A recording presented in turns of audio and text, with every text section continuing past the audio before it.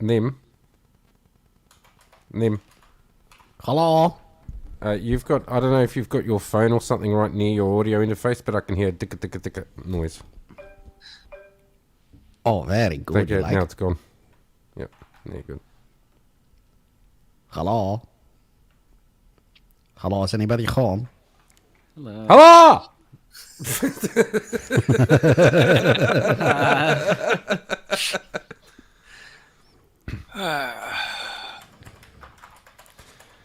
Yeah, that's right. This is the time to be loud, Dennis, because we can edit it out later. Hey, why this episode called Dolphin Take 2? What about Take 3? Are we going to have Take 3 next week? Yeah, Marco's going to install. We're going to see if it crashes. Yeah, I'm going to install it next If week. it Very crashes the good. birth like it did on Nimmer's machine. Well, now that I've got a bit of time, I might actually be able to do that. That'd be good. I would love for them to reach out and say why the hell it went so bad. That was a fucking disaster. Wow, our YouTube channel is up to 206 subscribers. Very good. Cool. Mm-hmm.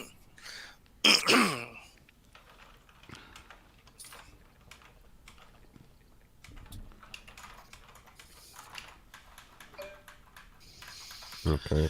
I'm just waiting for everything to connect up. Yeah, why isn't this YouTube stream Why playing? isn't the YouTube playing? Yeah, I was just checking that myself. I got a notification. Turn Do Not Disturb on. What's going on here?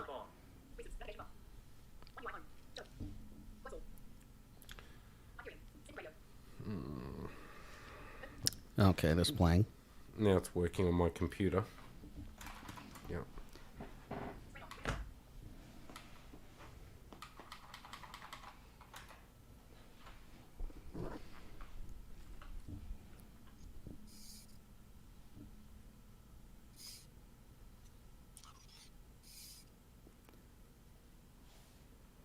Hello, everybody, and welcome to the latest episode of the Blind Tech Guys podcast. This is episode number 77, and today is Sunday, 14th of March, 2021, and it's probably some other day where you're at. I know it's Monday if you're watching us live in Australia or the UK. So anyway, welcome, and we're glad that you're with us today.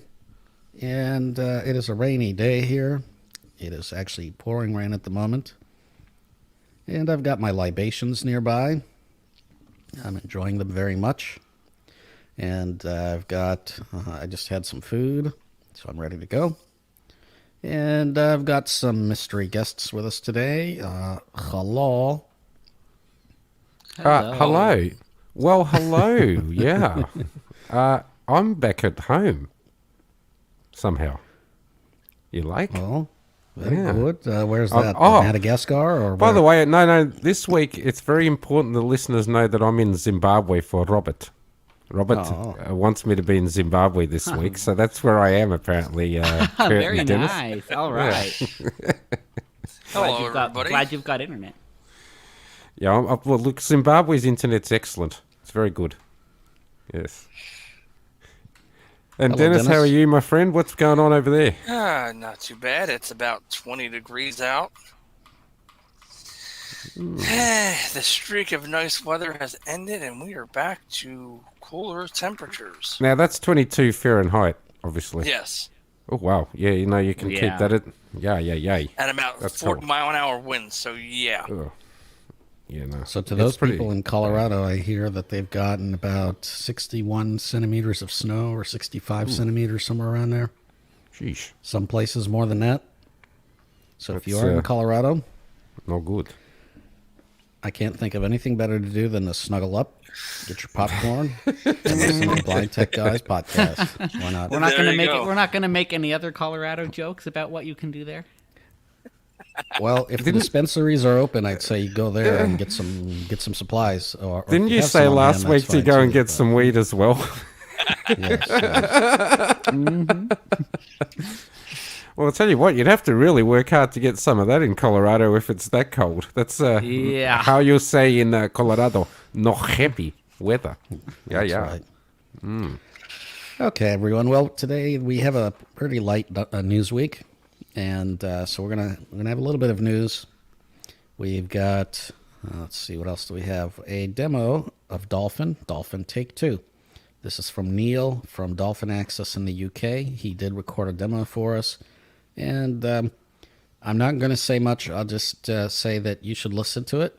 Listen to the keyboard sounds and how long it takes for a screen reader to respond when he does turn it on, and just judge for yourself. And this is the working demo of Dolphin.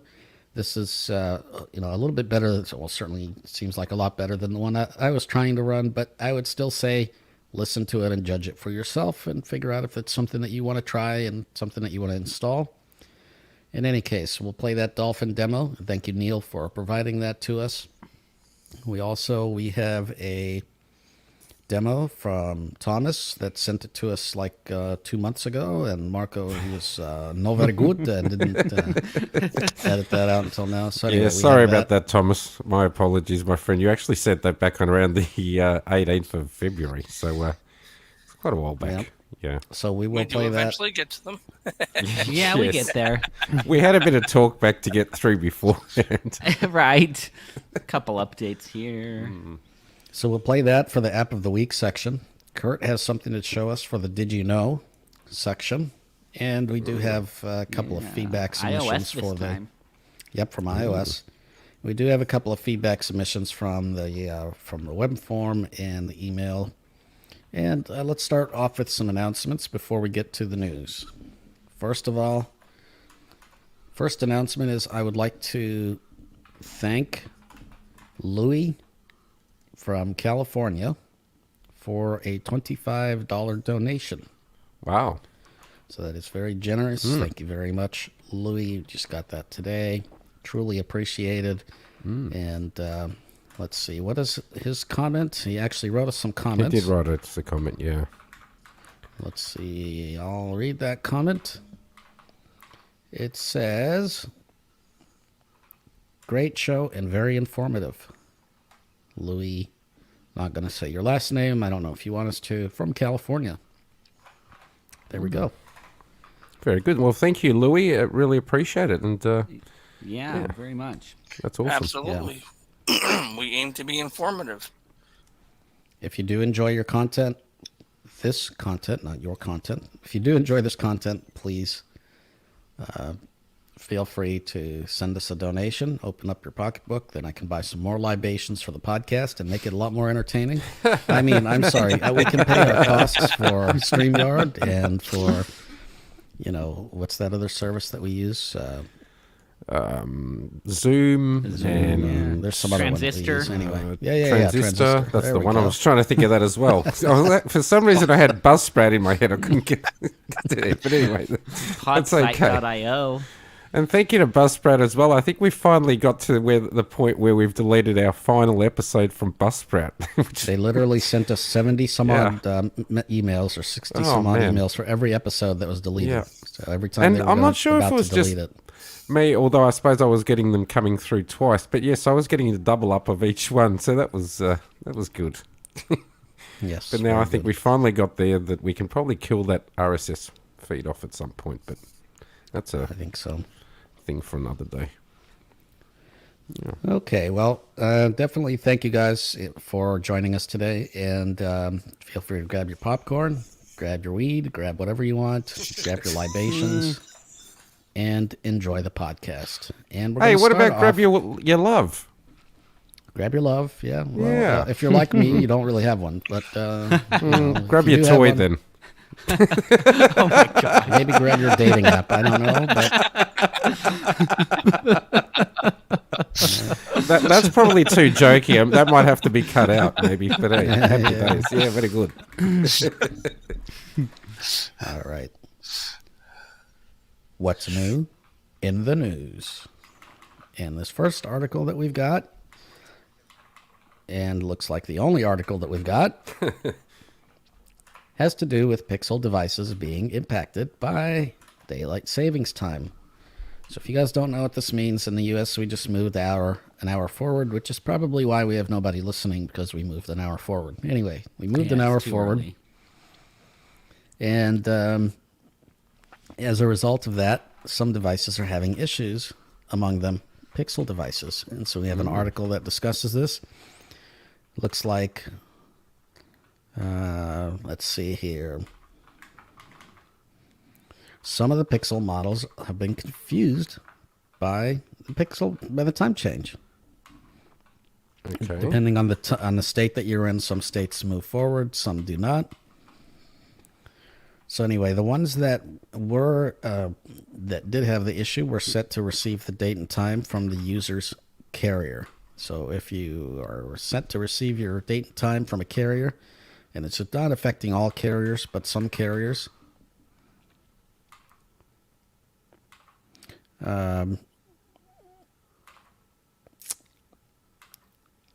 let's actually go back.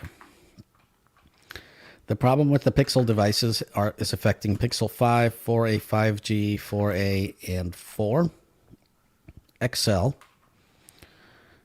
Some Pixel devices in some places, like Arizona, their time zones did not move forward. Actually, they did move forward, and they were not supposed to move forward because Arizona doesn't actually move forward. Some devices did not move forward when they were supposed to move forward. So it's kind of an interesting. So, Nim, is this a Pixel issue? It's not just that somebody's typed in the wrong information to, I don't know, however they do the time zone stuff? Nope, it's definitely a Pixel issue. So how does that work? Like, would you know how that would work in terms of Pixels gathering that information? Do they not just get it off the network or something? And they should be. But apparently not. Okay. Yeah, Weird. Some like people, just a little bug there. for a lot of people, it seems like rebooting the phone fixed the issue, but some people's alarms didn't go off when they were supposed to. Sure. They missed appointments for COVID vaccinations. Articles going on about different things. Apparently there's a Reddit thread that's talking about all these different time zone issues. It's typically an iPhone issue. It's been an iPhone issue for a long time. Yeah, it's been that for a while. Yeah. Interesting. Because I don't remember this being an issue for Pixels in the past. Certainly doesn't ring any bells, but yeah, interesting. No. Okay. Anyway, Well, I assume that's been sorted Should out. be a Well, hopefully quick that's fix, been though, sorted hopefully. well, the way to sort it out is to reboot your phone. I don't know that they can really sort it out, but the way to sort it out is, reboot your phone if it's showing the wrong time, and hopefully it'll update the time. out. Yeah. Well, there'd didn't be another way experience to this. sort this out. Just get rid of Yeah. daylight savings time altogether. I really don't see the No. point of it. That too.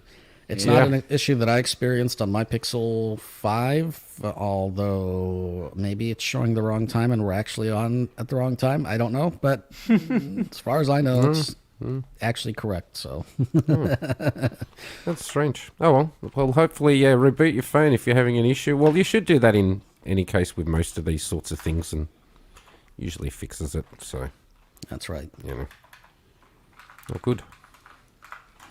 All right, so we're going to go to the demo of Dolphin.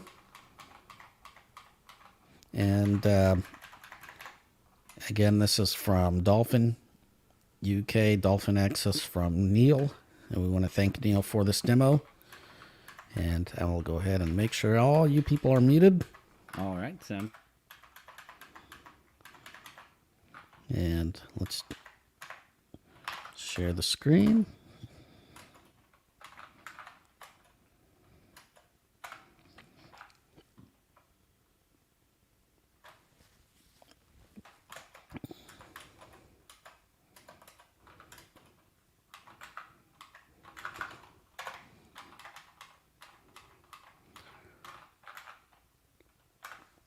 Okay, I'm just pulling it up here.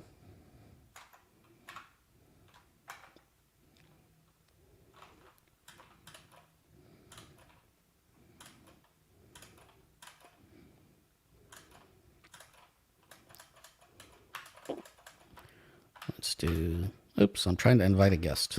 Oh man, the night is still young, guys. Let's do screen share.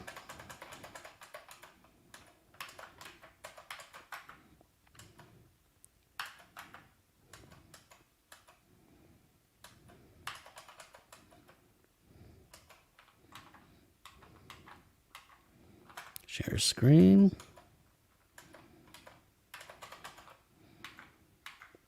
Chrome tab.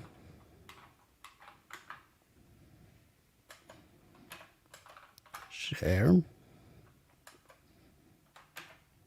Hello to you guys on the Blind Tech Guys podcast. This is Neil here from the UK. You recently did a demonstration of the Dolphin screen reader, and I'm here just to answer your call and provide you with a demonstration. I should disclose that I'm employed by Dolphin Computer Access. I started work in January, but I did work for them in the past. And hopefully my little demo will give you a flavour for what's in the screen reader. So a quick history of Dolphin. Dolphin was set up in the 1980s, I think towards the end of the 1980s, based here in the UK, and they were developing a product, HAL screen reader and Supernova Magnifier for the MS-DOS platform. So supporting things like WordPerfect and MS Works and all those sort of really old sort of word processing products that used to be about back in the day. They then developed Luna for Windows 3.1 when it was about.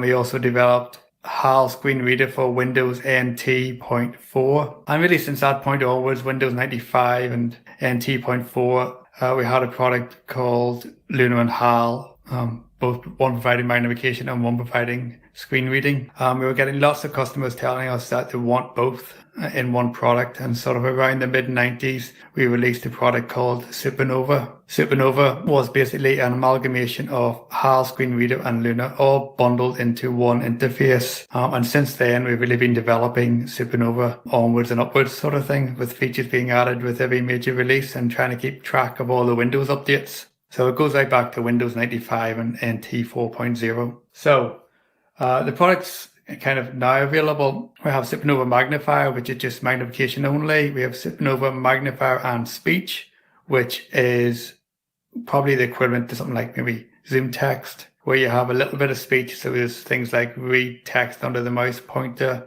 You have a continuous reading function. So if you want to read a document from start to finish, you can do that. And as you arrow around and tab around interfaces, it'll read what's on the focus.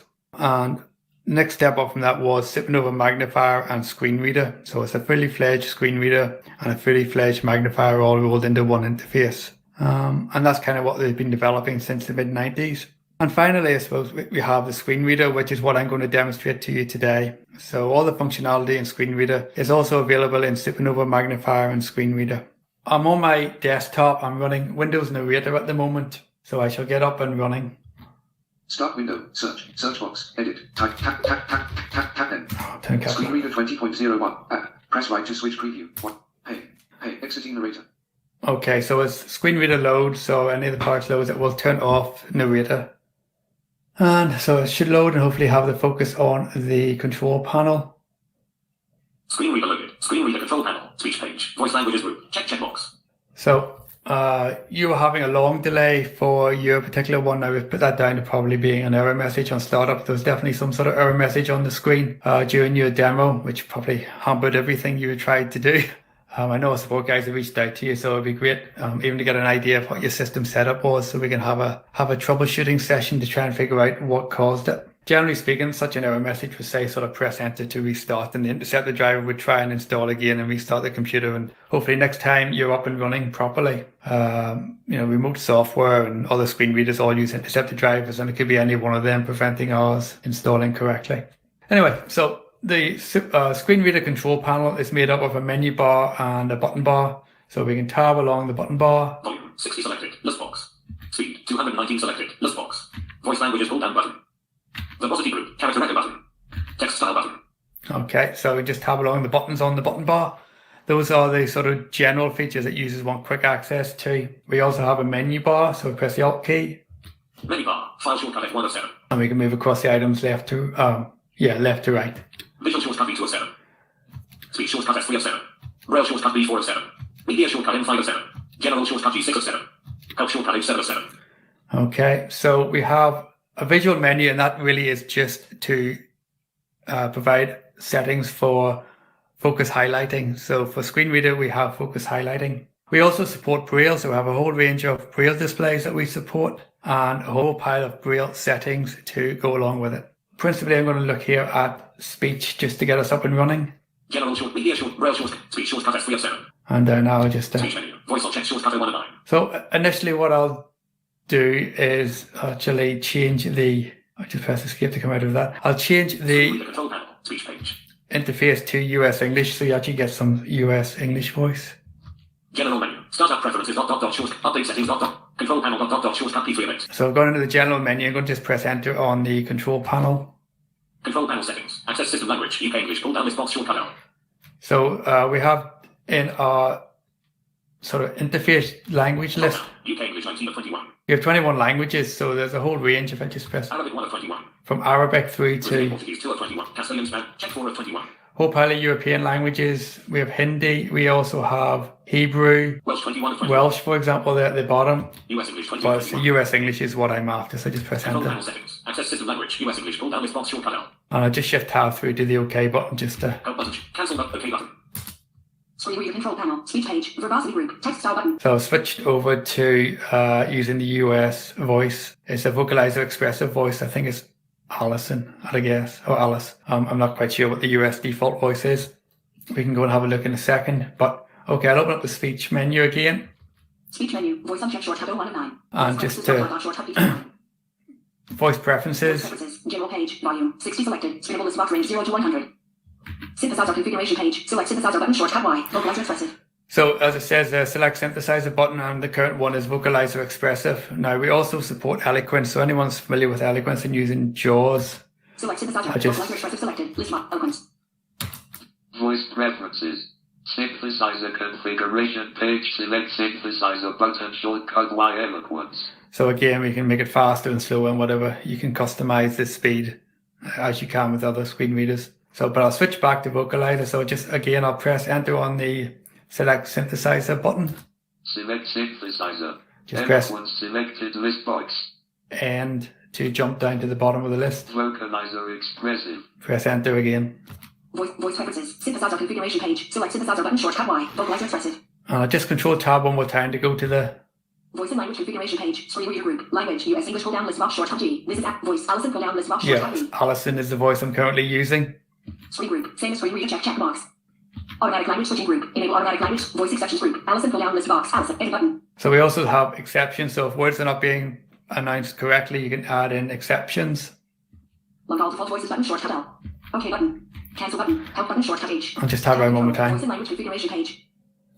User defined voices page. And just as a really, as much a novelty, I suppose, as anything else, we also have an option called user defined voices. So that's the last tab on the voice preferences dialog box. Here you can create your own custom voice based on the parameters of the particular TTS you're using. So for example, you could create your own Marco voice and set your pitch to be really high or maybe really, really low, like a Barry White kind of sounding voice. And there's other parameters in there as well. I won't go through them all, but they kind of vary depending on what synthesizer you're using. But you can go in and create your own voice if you want to do that particular thing.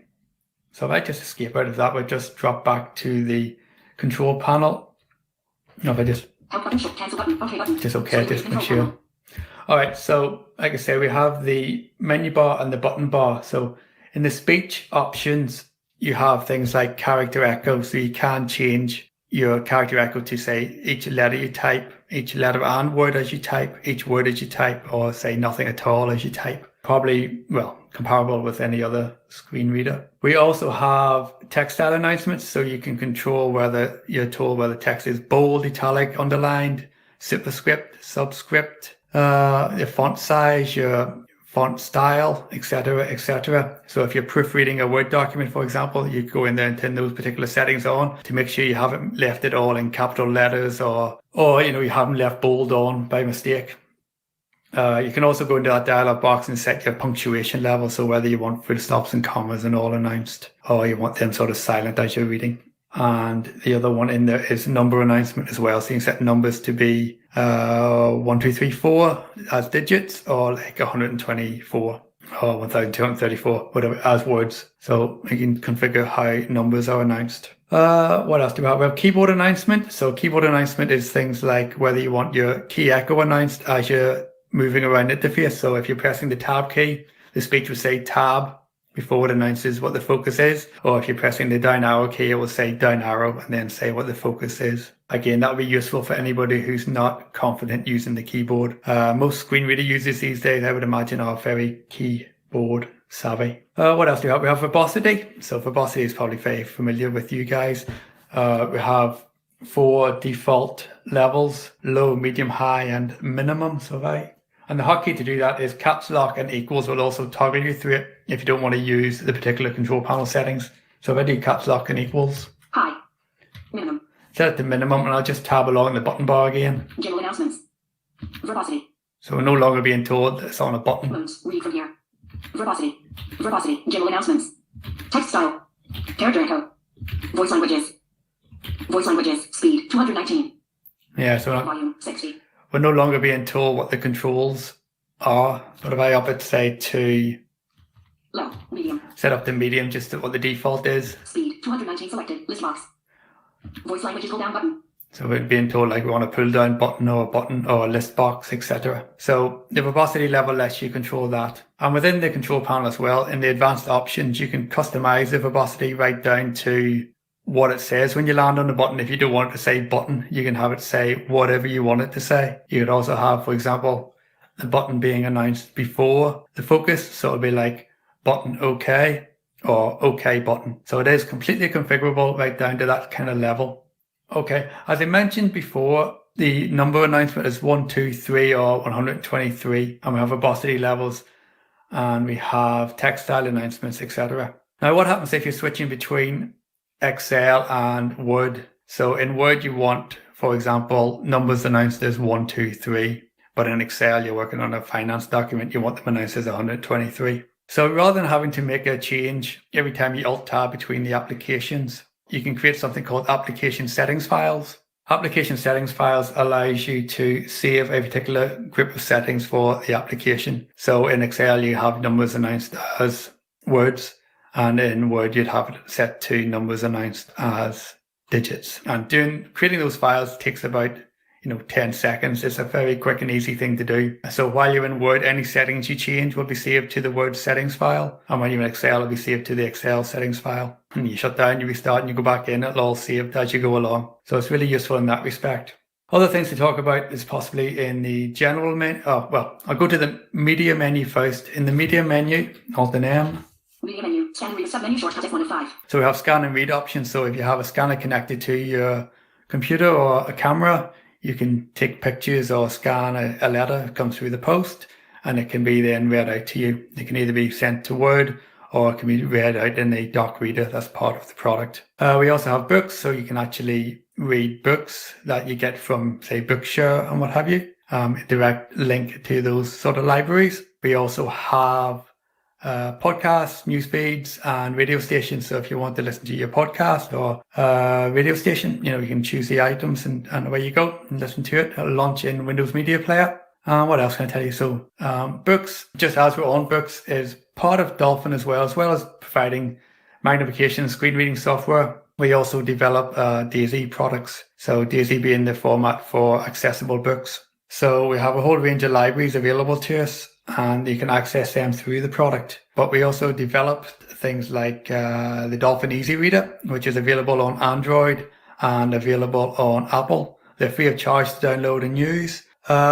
We also bundled Easy Reader with the desktop product, with the Windows product. So, you'll find Easy Reader on your desktop if you install version 20. And you can access books and documents and such like through using the Easy Reader app. And that's really all I have to say. The development part of that all takes place in Sweden. So we have a branch in Sweden. We also have a US branch in America, and the headquarters here was sitting in Worcester on a slightly overcast and wet sort of day. Just to let you know as well, I am a screen reader user. So I suffer from RP, and although I started off using magnification back when I was at college and university, and the early days of working for Dolphin before I left, and then I've come back and I'm, now just a screen reader user. I have no useful sight to use a computer, so I'm completely reliant on the screen reader. Okay, so just while we're here, we'll look at the general menu as well. G. General menu. Startup preferences. Short text 1 of 8. So in the general menu, you have startup preferences. That'll open up a dialog box that'll allow you to set braille and speech at user logon. You can do other sort of advanced settings in there as well. Another setting in there that's quite useful is whether you want the screen reader to start automatically when you log in, or whether you don't want it to start. So there's a tick box in there that lets you control that. Also in here, you have your keyboard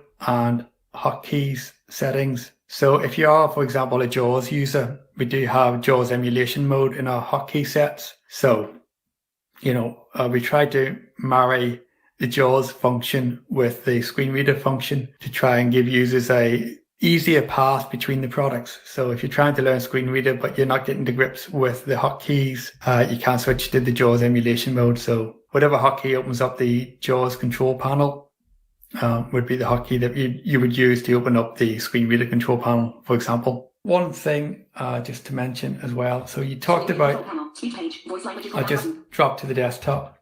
D. Oh, hold on. Escape.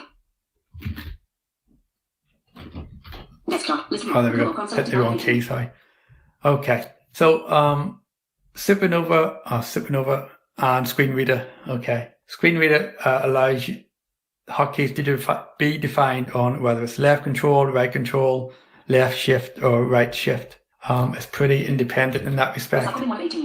Now, this is initially introduced way back in day one, really, of the development of the Windows products. To open up the screen reader control panel is left control and spacebar. So ready, left control and spacebar. Screen reader control panel, speech page, voice language equal down button. We got the control panel open, so just press escape. Desktop, list view, recycle bin selected 1 of 18. Back to the desktop. So to unselect an item on the desktop or in File Explorer, it is control and spacebar. So leaving the right control free, we can now do right control and spacebar to unselect the particular item on the desktop or in File Explorer. That was one of the thinkings behind being able to use the right control and the left control and the left shift and the right shift to do different commands. The fact that we also have magnification on screen reader means we can actually assign some speech things to the left control and some magnification things to the right control as well. So it's quite useful in that respect. So what I'll do as well is do a quick demo of the web. So GCTM selected 8 of 8. Google Chrome 9 of 18. I'll just launch Google Chrome. About link. Okay, so Google Chrome's open. About link. We're on the top of the page. And one of your comments was that the focus goes to the top of the page. Now that's the first statement. I was a big advocate of it always going to the top of the page because I really like the idea of it being consistent. So when I open up a new web page, I knew where the focus was. And you have a fair comment in arguing that, if you're on Google, you want to be on the edit box. So anyway, we're at the top of the page on the google.co.uk website. If I press the letter E, which is a quick navigation key, Forms mode search, blank line edit, close pull down list box. We're jumping to the edit box and we have our search. We type in now what I want to look for, say blind tech. Caps P deleted. Oh, gee. All caps, guys. No, I've got my caps lock on. PODCAST. Podcast, okay. Caps off. Page limit. Heading 1. Page accessibility links. So again, we're at the top of the page. So number 2 on the QWERTY keyboard will jump us to heading level 2, which is our web settings. Heading 2. Web results landmark main. Web results, sorry, not web settings. And then number 3 can actually step us through what the results are. Heading 3. Blind check guys visit link. Because it's always Google provided them at heading level 3. And I think most users are familiar with sort of using the quick navigation keys to get around interfaces. Blind check guys dash transistor.fm link. Blind check guys dash technology podcast bar podchaser link. Blind check guys podcast dash YouTube visit link. So there we go. We can go right through to YouTube. That's kind of how it works. But if you really do want the other functionality, what I can do is if I just close this down, back to the desktop, because we need to make this change. I believe we need to make this change and then restart this browser. So I'll just do it outside of the browser. So if I open up the screen reader control panel again with left control and spacebar, screen reader control panel, speech page, voice languages group. I want to go into the general menu, Alt G. Startup preferences short text 1 of 8. And I can either down arrow or just press letter W to go to web page settings. Web page settings, web address, default star pull down list box. Opens up the web page settings dialog box. So it's currently set to the default. Now I've actually gone in and actually created a a new one. So I don't want to edit the defaults. So I just want to create one just specifically for my google.co.uk web page. So Google Home HTTPS www.google.uk. So there you go. I created one called Google Home, and I've just typed in the address, and I've used the star as a wild character. So anything after .co.uk / it doesn't really matter. I'll always apply my settings. So I can just tab through. New button shortcut in. If I want to create a new one, I can just hit the new button here, and that's where I went to type in Google Home and type in the web address. Edit button shortcut D. I can edit the existing one. Delete button shortcut D. I can delete it. Tree. Level 0 Internet Explorer. Okay, so now the tree will actually make the settings. So there isn't that many settings really, to be honest. So it's really just about the going to the edit box. So if I press the end key just to jump to the bottom of the list. General. Okay. Announce with regions checkbox level 1. Root Dolphin cursor with focus if it changes and checkbox. So it's the root Dolphin cursor to live focus if it changes checkbox. I want to just tick that. It'll give me a ping. Checked. Which is great. And then I just want button. to okay it. Screen reader control panel. Speech page. Voice languages group. Speech checkbox. And I'll just escape to come out of that. Desktop. List view. Google Chrome selected 9 of 18. And I shall launch Google Chrome again. Blank page loading. Landmark search. Search blank line edit. Close book. Landmark search. Search blank line edit. Close pull down list box. And as you see, the actual focus, the Dolphin cursor is now on the search box. So I can just press enter. Forms mode search. Blank line edit. Close pull down list box. Capital Dolphin. Computer. Access just Access. Just Anyone. Accessibility links. Page loading. Accessibility links. Okay, so the search is done and the focus is back at the top of the page, and I just need to hit number 2 to jump to the web search results. Heading 2. Web result with side links landmark name. And then it's just number 3 again if I wanted to tab through the results. But I'm guessing a lot of your users are like myself. I tend not even to visit the Google homepage to do the search process. I actually just use the address bar. So it's Alt-D to go to the address bar. And you type in whatever you want to search for, and it'll use whatever search engine you want to use. So it saves you having that one additional navigation step to go back to your Google homepage to do the search. So what else can I tell you? Really, that's about it. I think as a really quick demo, there's probably way too much functionality in the product. As you can imagine, we're now on version 20. There's lots and lots and lots of features in there to talk about. So if any of your listeners do have any questions, hopefully they'll get in contact with you and you can pass it on to us. And we'll be more than happy to try and help. So I'll just leave it at that, guys. And I hope you have a great and safe time in these strange times.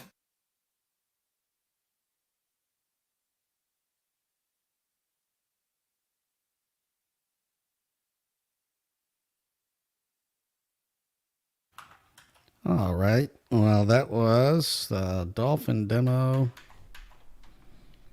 Interesting, Nim. I have to say that I find what you were saying about the delay, or the slight delay when key presses were being pushed. Now, when I was editing that, I didn't actually really take much notice, but since you brought it to my attention, I definitely noticed it, and I'd be interested to hear what the other guys think as well. But it was definitely noticeable, no doubt about it.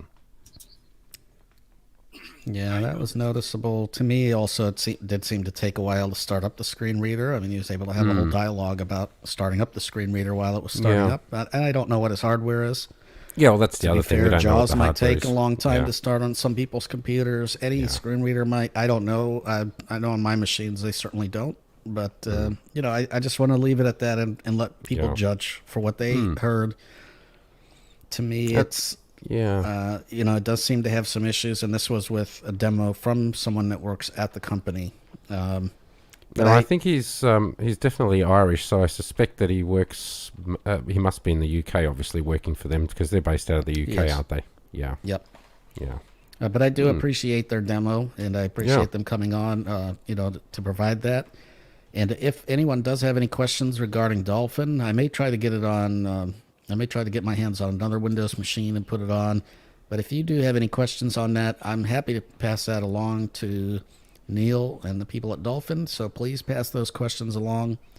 And I definitely want to thank Neil for that demo. And if you'd like to provide us with a demo, you can always send that along to contact@blindtechguys.com. And you can always just upload it to Google Drive. You probably don't want to attach audio files to an email, but you can upload it to a Google Drive or a Dropbox or whatever you choose. And obviously let us know what it is that you're demoing. Otherwise, if we just get some random link, at least I wouldn't be opening it. But And I just want to make it clear as well, Nim, and I think we do this pretty much every time, but if we are... And I don't think the right word is negative. If we are reviewing an app and we are only giving our opinions of that particular app. Now, that's not to upset listeners. It's not to upset app developers. We always encourage and welcome feedback. As you've seen, we play the feedback that we get, and we talk about the comments that we get. We don't, deliberately dismiss them. It's our experiences of what we find when we use these apps. So we're just being upfront and honest with what we find. And I think most listeners appreciate that. Yep, that's exactly right. Mm. Okay, well, I think... Go, Dennis. Let's move... I would agree, and I would also say that, Ooh. Oh, what happened to your levels? What happened to your levels, Dennis? You're very quiet. Okay, how's that now? There we go. I bumped the microphone. I would also say that, we will give our opinions good or bad, and they are our opinions and may not reflect yours. You may try the app and have a completely different experience, but we would love for developers to contact us and want to demo their app or talk about their app. We would absolutely love to have you. So do reach out. And if anybody wants to do an demo of an app, again, reach out, do a demo. You don't have to be a wizard. We don't expect, perfection. Just do your best and submit it, and we would love to have it. Same with show ideas. If you have ideas, send them on our way. Yeah. All right. Well, I think let's move on to the app of the week. And the app of the week this week is a pre-record done by, as we mentioned before, Thomas. And actually, before we get to the app of the week, I meant to do this at the beginning, but I have a little bit of a laugh for everyone. So let's just have a good time for a minute. And if this bothers you, feel free to skip ahead about, 3 or 4 minutes. But we're going to have a little bit of a fun time. I received an email, and this was from the Federal Bureau of Investigation. And I'd like to read it out loud because it might mean that I might get arrested, and I want everyone at the BTG to know, in case I were to get arrested, I want you guys to know what happened to me if you guys stop hearing from me after a while. And but this is, let's see what they have to say for themselves. This is from Federal Bureau of Investigation, Field Intelligence Group, J. Edgar Hoover Building, 935 Pennsylvania Avenue Northwest, Washington, D.C., 20535. Attention beneficiary. I am the Deputy Director, Federal Bureau of Investigation, David Lance Bowditch. We intercepted and seized a sealed envelope at the John F. Kennedy International Airport, New York, 11430, coming from a foreign country. We scanned the content of the sealed envelope and found it contained a total sum of $4.1 million, valued certified payment bond. Also, the sealed envelope had documents with your name on them as the receiver of the package. We questioned the diplomat that accompanied the sealed envelope into the United States, and we learned that he was to deliver the sealed envelope to your residence as payment of an inheritance/winning prize payment due and owed to you. The envelope paperwork lacks the proof of ownership certificate and legal delivery permit clearance certificate form. We confiscated the envelope and released the diplomat. The sealed envelope, according to Section 229, subsection 31 of the International Commerce Regulators Code enforcement guidelines, lacks proof of ownership certificate and legal delivery permit clearance certificate, and since the content is valued financial material of such amount from the joint team of the Federal Bureau of Investigations and Homeland Security, you're to reply for direction of how to procure the envelope so you will be relieved of the charges of tax evasion, which is a jailable offense under Section 12, subsection 441 of the Tax Code. We will also be asking the IRS to launch an investigation of money laundering if you do not follow our instructions. You are required to reply within 72 hours. At that point, I will walk you through the process of clearing the money. Failure to comply may lead to arrest, interrogation, and or you being prosecuted in the court of law for tax evasion and or money laundering. You are also advised not to contact any bank in Africa, Europe, or banking institutions for security reasons. Yours in service, David Lance Bowditch, Deputy Director, Federal Bureau of Investigation.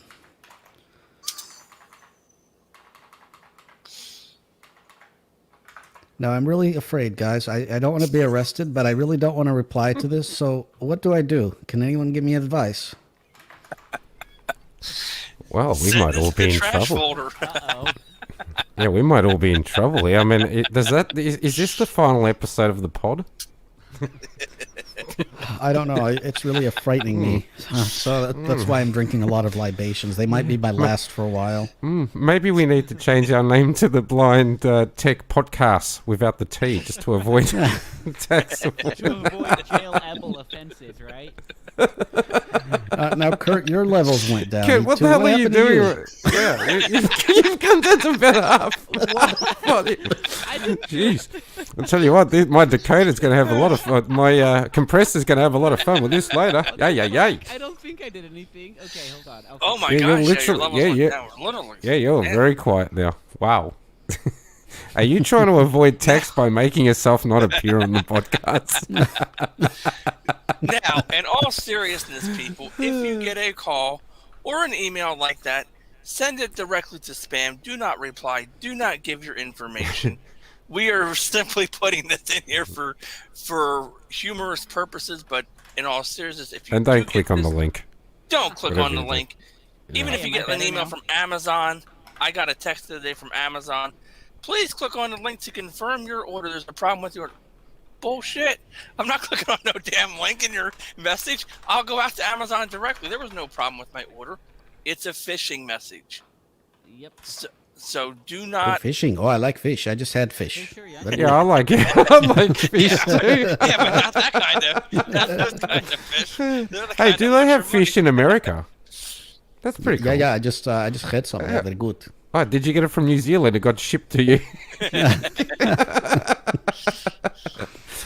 Now, Kurt, I'm not sure what's going on, but whilst we're... no, it's definitely not. No, you're, you're still very quiet. I don't know what you've done there. You just like dropped off the face of the earth. You are at full volume, so you must have done something on your end that's literally caused you to be about a third of the volume. I can't figure out what I would have done, so I'm gonna. Well, eat the microphone. Eat it. I don't know. I don't know. Maybe you want to like put that microphone right down your throat so that you can. Wow. Oh, very good. Yes. Thomas says, "Damn it, late for this." Hey, Thomas, don't use bad words because if you use bad Thomas. words, we have to check the box. Come on, Thomas. Come on, Thomas. You should know this by now. You've been a long time How listener. How am I now? Is this normal? No, you're still the same, very Kurt. Oh, this is staying in the final release. This is just too funny to delete out. Well, I don't know what happened. And I'm not going to adjust your audio either. I'm just going to leave it down. This is very good. Wow. All right. Well, I'm gonna mute you guys, and we're going to go to the app of the week. And Kurt, whilst we're muting you, maybe just go and play with your sound settings whilst I ping. I'm just pinging on Unigram, you like? Very good. Goodbye. All right. I've muted these clowns, and now we're going to go to the interview here from Thomas. Okay.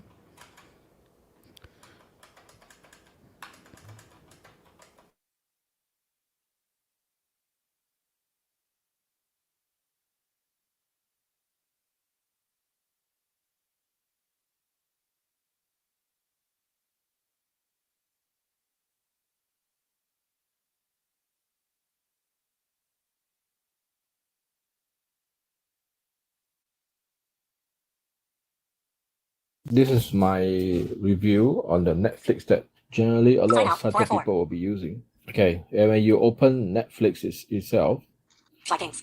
Add to my list. you'll Switch. be in the Home. Selected. home tab. Selected. At the bottom, on the home tab, there'll be Home, a selected. couple of tabs. One is home, Coming soon. coming soon, Downloads. download. There used to be more on the last tab I think 1 year ago or so. But to get to it now, you have to manipulate somewhere else. I will talk about it Screen off. later. As example, let me give you an example. Vikings. Okay, on the top left, Add to my list. you move to Search. More. you can hear this one called more. They used to be at the bottom on the last tab, as I mentioned just now. It used to be at the right, at the bottom right, but you move up to the top now. Search. Okay, there's the search function. Play Inheritors. Play 404. Films. Out of list. Okay, there'll be, as you move left, or you can use your finger, your thumb to move to My list. Films. the category of what Netflix is providing. Whatever I have here, it might be different from what you have on your side because of the copyright at your end. My list. Films. Okay, we'll say Series. there is More. Button. this category I mentioned. There's Series. more. More. Button. Series. On the right of it, Film. Series. there'll be series, whereby you can find those series that Netflix is series. providing, Films. and film, which is a normal movie. I will give you an overview of what it is out there. Series. Example, if I go series, Series. you'll bring out the category search. All crash landing on you. All crash landing on you. It's a bit tricky Add to my list. if Navigate you up. don't know where Series. you're going in the first Search. place. More. Button. Series. All genres. Home. Okay. All genres. All genres is where it's a drop down where where once you tap on it, All genres. 1 of available for download. 2 of 20. there'll be one. All genres. 1 of The first one from my end, it might be different from your side because of the layout of your country where the copyright is. available for download. 2 of 20. Available for download, Anime. 3 of 20. anime, Japanese. 4 of 20. Japanese, International TV series. 5 of 20. international series, K-dramas. 6 of 20. K-dramas. 6 of 20. K-dramas, Chinese. 7 of 20. Chinese, Variety entertainment. 8 of 20. variety Kids. 9 entertainment, of 20. kids, Comedies. 10 of comedy, romance. 11 of dramas. 12 of thrillers and mysteries. 13 of sci-fi thriller and fantasy. mystery, Action and adventure. 15 of 20. action adventure. Horror. 16 of 20. Okay, for Showing items 7 to 16 of 20. descriptive audio, Youth. 17 of 20. generally it will Criminal be always investigation, the 18 of 20. last one or Film the series, first 9. one. Audio. Cancel. Button. See? Audio description. 20 of 20. Audio List, 20 items. description. Cancel. Audio description. 20 of That's 20. where List, before they 20 items. cancel. Generally, if you click on that one, Nope. Audio if you description. tap 20 on of that one, series. List. you'll bring out all the series. List. We have descriptive Showing chat items on 1 to 4 of them. 18. Play unsolved mystery. Show details for unsolved. Night Stalker. The hunt for a serial killer. Button. 2 of 18. Okay. Behind Your Eyes. Button. 1 of 8. Night Stalker. The hunt for a serial killer. Button. 2 of 18. Okay, this is where you'll find a long list of whatever is provided at your end. Play the Devil Punisher. Play 1 of 4. Show details for the devil. Show more options for the devil. Play unsolved mysteries. Play Okay, 2 of there will 4. be Show those details for unsolved things mysteries. Button. Info. have descriptive audio in them. I will say it's a hit and miss because some of them don't have. Series. Search. You want Series. to do you want to do the search Navigate up again? button. You go back to the top Navigate up left, button. navigate it up. Now, see the hope contact guys. Crash. Action and adventure. Heading. Vikings. Add to my list. Switch. My list. Till More. Button. Search. More. Button. Profiles and more. Vikings. Siri. Add to my list. Switch. Vikings. okay, let's say I will do a Vikings. search. Add to my. Play now. Button. Add to my. Vikings. Check more. Button. Search. Show in English. K. K. A. A. E. R. R. R. Edit block. TV shows and movies. Keep showing. Shift. Auto grid. Shift in. Delete. R. Deleted. R. R. A. A. T. T. Carrot. Edit box. Editing. Clear. Query. TV shows and movies. The Karate Kid. Button. Row 2. Column I'll 1. give you an example. The Karate Kid. I can't play it because of copyright. English. Australia. QWERTY. Keyboard here. There's something I Showing items 1 to 4. will The Karate Kid. like List 4 items. to take let those Netflix users take note of this. 2010 G. Close button. Okay, if you want to add to your list, which is the list that your favorite list or bookmark, After moving to Beijing with his mother, it Trade falls used, great to it Italy, so he takes used lessons to from the martial arts be master. it used to be in a when you open the title itself, you will have a add to list or something like that. Play button. But in the new version, last few months or so, I'll say maybe longer than that, I don't know. Download. Play trailer button. Details and more for a full.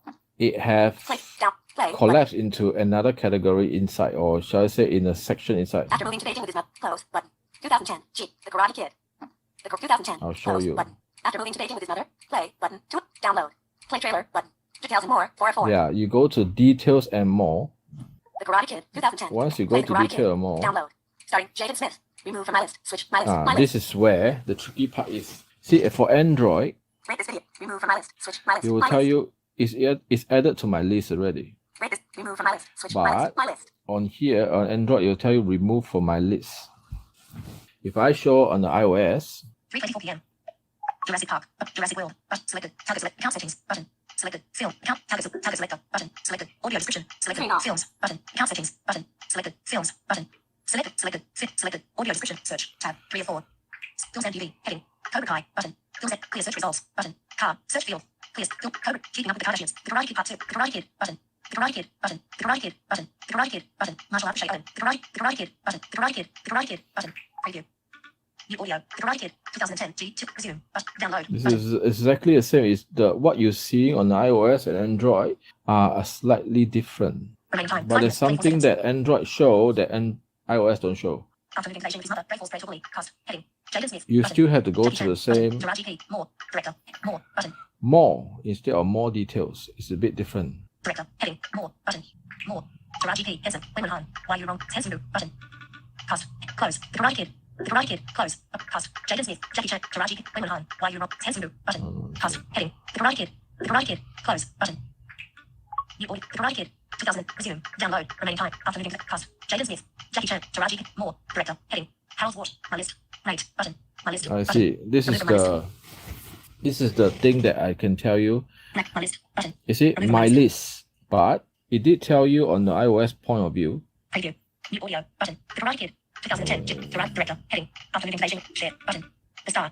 Entry. The Star. Shut. Raising. Selected. Share. Button. Rate. Button. My list. Button. Remove from my list. Remove from my list. That one is a hint that is enabled on my phone. But Characters. Describe images. Screen red. Language. Audio. Vertical. Headings. Containers. Hints. Sounds. Hints. Hints disabled. if I disable the hint, Containers. Settings. Vertical navigation. Rate. My list. Button. it will not read anymore. My list. Button. This is something that the iOS people should take note of it. Because I always put in the rotor for a reason. Hints. Sounds. Hints. Hints label. Back button. Search completed. Cobra Kai. Keeping up with the Kardashians. Button. Okay, let me review Double Cara. Button. Films and TV. Heading. Clear search results. Car. Search. Clear search results. Clear search button. the iOS and Android rather, I'll say 80% similar or 90%. Search field. There'll be something that you can find on Android you cannot find on iOS. Maybe it's hidden somewhere inside the page itself. Button. Button. Search. Popular search. Das Kish Iron. Das Kish Iron. Space. T. User search field is editing. T. Button. Button. Possibly. Search. Popular search. Das Kish Iron. Play Das Kish Iron. Coming soon. Tab. Full 4. Home. Tab. Because 1 you of 4. can, as you can hear, this is the iOS. Coming soon. Home. Tab. 1 of 4. There'll be home, Coming soon. Tab. Selected. coming Search. soon, Tab. and Downloads. search. Tab. 4 of 4. And Selected. Downloads. Tab. downloads. Downloads. In Tab. 4 of 4. Android, Selected. Search. it doesn't Tab. have the search function at the bottom. Device unlocked. Charlotte's Web button. Row 2. The Karate Kid. 2000. The Last Airbender button. Home. The Last Airbender. Home. The Last Airbender button. Home. The Last Airbender button. Row. Home. Recent apps. But accessibility. Kickboxer button. Row 4. Column 2. In. Attack on Titan. Row 9. In. Attack on Titan. Row 9. In. Search for a show. Movie. Genre. More. Button. Navigate up. Button. Series. Home. Coming soon. Showing. Downloads. It doesn't have the search function on Android. My list. As you can hear, Home. Selected. home, Coming soon. coming soon, Downloads. and download. In iOS, you have the search function, which coincidentally, That's the Kish Iron. Button. Search field. Search. it Search field. also have the Tab. search function on top too, on the top right. Search. Popular searches. 3:28 p.m. Button. Search field. Search. Search field. Button. Button. Selected. Search. Tab. To configure the settings in Netflix, what I will do, Button. what Button. Search field. Generally, you all might not use that function, but I will let yours hear what is in the Netflix setting itself. Button. Search field. Button. Popular searches. Heading. Button. Possibly. Button. Possibly. Search. Possibly. Popular searches. Heading. Thus. Keep going. Search field. Assistive touch. Assistive touch menu. Netflix. Search field. Double tap playlist. Button. Button. Attack on Titan. 3:28 p.m. Status bar. Popular searches. Heading. Search. Popular. Keep going. Button. Button. Search field. Button. Search field is aging. Button. Possibly. Button. Possibly. Search. Search. Search. Cancel. Button. Popular searches. Heading. Cancel. Button. Cancel. Attack on Titan. Attack on Titan. Home. Tab. 1 of 4. Selected. Home. Selected. Films. Button. Selected. Audio description. As you button. can hear, Selected. Films. Button. Select new account settings. they button. also have the same function on the top. Selected. Films. Button. There's Selected film, new. Selected. Audio description. there button. is Selected. Account settings. Button. series Target selector. Button. on top Target selector. too. Button. Account selected. Action and adventure. Heading. Jurassic Park. Jurassic World. Button. Selected. Films. Button. Account settings. Button. Target So to selector. go button. back, Target selector. Button. Account set. Target selector. do Button. this. Target selector. Go to help center. Button. 3:29 p.m. Status bar item. Mobile. 3 of Dolphin Pride. No device found. Make sure. Go to help center. Button. No device. Go to close. Button.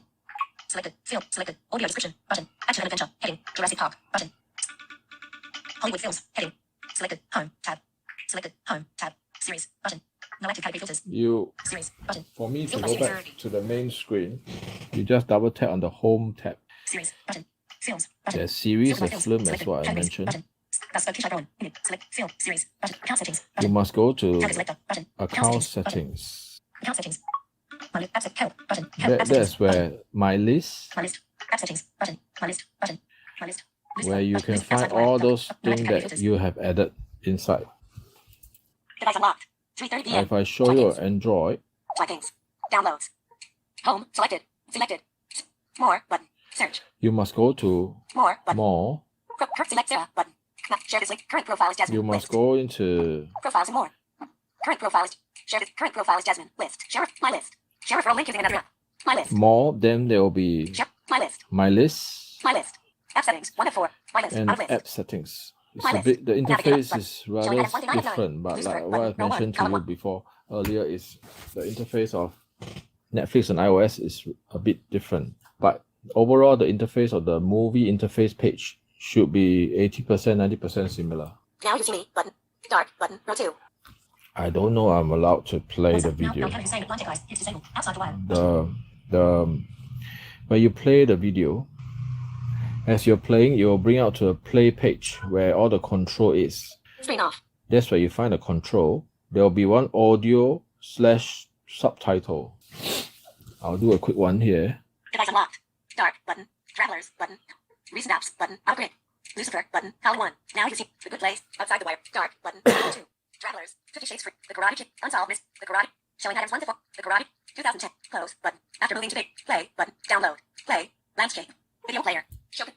Chang, The Karate Kid. Wong as Master Lee, Jen The Karate Kid. Wu as Mei Brightness Yin's control. dad, Back 10 seconds. Yang Lang Play as slash Mei pause. Yin's mom, Forward 10 seconds. Luke Carberry as Play back. Harry, Control. Cameron Hillman as Mark, Cancel. Xija Lu as Radio Dad, button. Li Radio button. Zhao Start as to Juan, 0.5. Bo 1 of 5. Zhang as Song, Close. Tess Button. Liu as The Karate. History Brightness. Teacher, Back 10 Harry seconds. Van Play slash Gogh pause. as Music Forward 10 seconds. Instructor, Play slash pause. Jer- Okay, from Forward 10 seconds.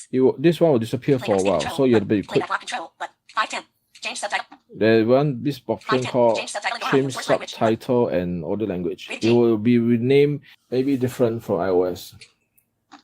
Show controls. That's where you see. Controls. You see, this is the way I told No you previous mention. control. No next control. No previous default. Show controls. Show control. Close. Button. Brightness control. Back 10 seconds. Play slash up. Forward. Playback speed. This one will Playback lock control. Button. eventually 510. disappear. Change subtitle. So you have to be quick. Audio. English. There Original. will 1 of tell you 4. English, audio. Japanese. 2 of 4. You can hear Brazilian Portuguese.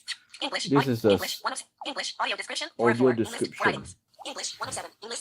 Japanese. 2 of Korean. 3 of 7. Brazilian Portuguese. 4 of 7. of what Simplified Chinese, this 5 of 7. particular area of your movie you have that descriptive video will have at your region. You might not have it where you are. Men's is Video traced player. Detroit Change friends. subtitle. Your source language. Button.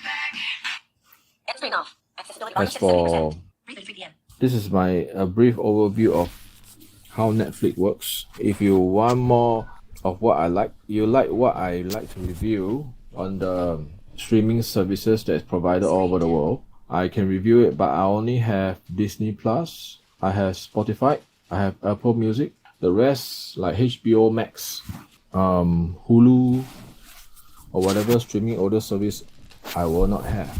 I don't have it. I never subscribe it because some of them don't have much good collection. And HBO Max, I believe, is only meant for US. Thank you very much.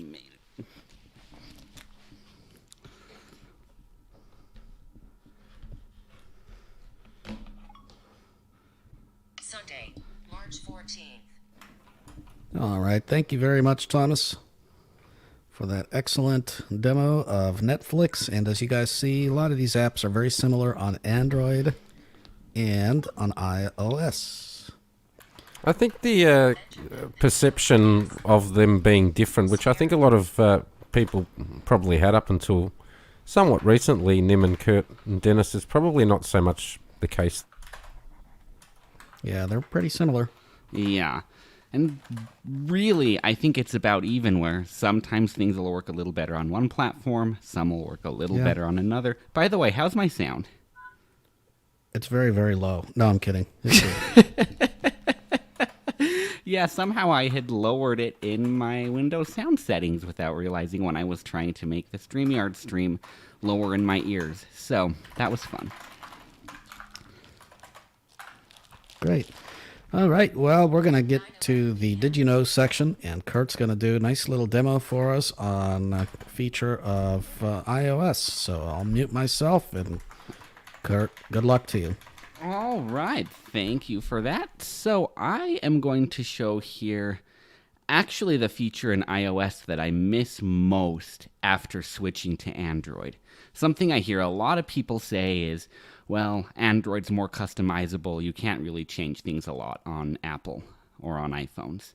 And ironically enough, when it comes to screen readers, I think it's, if anything, more the opposite.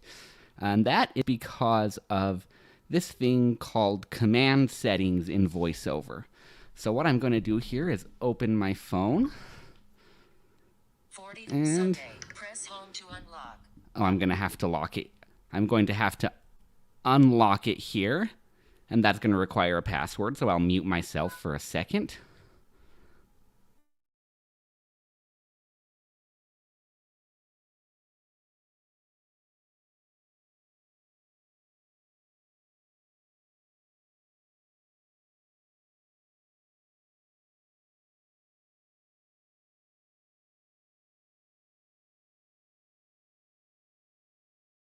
All right, I am back now. This is actually a work phone, so I have a password lock on it for enterprise security reasons. They require that. So I am going to open my settings here. Open settings. Settings. And I'll go all the way down to accessibility. Sir, dig the Kurt start air what Bluetooth cellular button. I know you can do this faster, but just want to show from the beginning. Personal hot notifications button. Sounds and haptics. But do not disturb. Screen time. General. Controls. Display and accessibility. Button. Accessibility. Double tap here. And I was just swiping through those settings. You customize your iPhone for your individual needs. Vision. All right. I assume Heading. most of us have heard this. I'll go down to VoiceOver. VoiceOver. On. Button. Double tap here. VoiceOver. On. VoiceOver speaks items on the screen. Tap Yeah, we once know to VoiceOver select speaks VoiceOver items on the speaks screen. Why items else on would the we be tap using once, it? Double tap to activate the Yes, swipe we know. I'm VoiceOver swiping practice. over Button. to... Speaking rate. Heading. We have our speaking rate here. There's enough in the VoiceOver settings that could probably do several Do You Know sections. Speaking rate. Speech. I'm looking Button. for something that says commander, or command, and I'm just swiping through the list with my finger flick right. Verbosity. Braille. Audio. Commands. Commands, here we go. So I'll double tap on this. All commands. Button. And now what I'll do, just because there is so much, and I can't go through everything in all of these, I will just go through the list of the commands to give you an idea how many things are here. And then I'll go ahead and change one of them. Touch all commands. So we have all commands, Touch gestures. Button. touch gestures, Keyboard shortcuts. Button. and keyboard shortcuts. So if you are a Bluetooth keyboard user, Commands are prefixed with the VoiceOver modifier key. Control plus Option. All right, so that's for you Bluetooth keyboard users as I was just swiping through. Keep touch gestures. All command. Let's do touch gestures for now. Button. Double tap on that touch one gesture. finger. Heading. And so we have all of the various headings of different types of commands. So I will just switch over to headings to show you. Containers. Headings. Tab. 2 fingers. Heading. Tab. 1 finger. So heading. 1 finger single tap is one heading of commands. Tab. 2 fingers. Heading. 2 finger single tap. Tab. 3 fingers. Or 2 finger heading. multiple taps, single, double, triple, whatever. Now we have 3 finger taps as the next heading. Tab. 4 fingers. Heading. 4 finger taps. Swipe. 1 finger. Heading. Swipe 1 finger. So 1 finger, swipe left or right, up or down. Swipe. 2 fingers. 2 heading. finger swipes. Swipe. 3 fingers. 3 heading. finger swipes. Swipe. 4 fingers. 4 heading. finger swipes. Rotate. Heading. Rotate. So what normally is doing your rotor. Scrub. Heading. Scrub gesture. Tap and hold. Tap I and want hold 6 finger gesture. swipes. Where are the 6 finger swipes? Do you have that many fingers, Nimmer? I wish I did. That would be kind of cool. Might make typing a little easier. Tap and hold. 2 fingers. Heading. 2 finger tap and hold. Double tap. Hold. Double tap and flick. hold and 3 flick. fingers. 3 fingers. Heading. Heading not All right, found. so those are all of the voiceover gestures that we can customize here. Under each of those headings, you have a whole, a whole wide variety of gestures under each of these headings, many of which you probably use all the time, and you can change those gestures to be whatever you want. So, for example, when I had my iPhone as my personal phone, a gesture I loved was I would do 3 fingers swipe up and down to change headings. Screen dimmed. So that way I could have the Touch rotor do other gestures. things. Heading. Was very efficient. So I will go down and change this to that. Heading not found. That gesture I used to have on my personal phone. This is a work device. So I'll go down to... That was actually a 4-finger gesture. Tab. 1 finger. Heading. Tab. 2 fingers. Heading. Flicking down through the list of headings for the gesture. Tab. 3 fingers. Tab. 4 fingers. Heading. All right, 4 fingers. And I'm looking for the 4-finger swipe up. 4 finger single tap. 4 finger double tap. Start help. All right, so that's saying that 4-finger double tap gesture is start help. You could go in and change that to anything you wanted to really here. 4 finger triple tap. All right, 4-finger triple tap. It is blank, so that means that one is currently unassigned. 4 finger quadruple tap. These are mostly unassigned here in the 4-finger section. Swipe. 1 finger. Heading. All right, so it's actually in the 4-finger swipe heading, which I was looking for. Swipe. Swipe. Swipe. Rotate. Swipe. 4 fingers. Swipe 4 fingers. Okay, you can tell I haven't been using iOS as much for a little while. 4 finger swipe left. 4 going finger for- swipe right. Switch to next app. All right, so that 4-finger swipe right is currently switched to next app. 4 finger swipe up. 4-finger swipe up. That one is currently unassigned, and I want to make that to go to the previous heading on my phone. I'll double tap here. Select. Cancel. Button. Cancel. Now we're at the very top of Button. the list here. Commands. Heading. Search. Search field. Now there's a Double tap whole to bunch edit. of options here, so you could search for the one you wanted. Dictate. Button. Interaction. Heading. Now we have, Activate. and I'm just flipping through all of these. Secondary activate.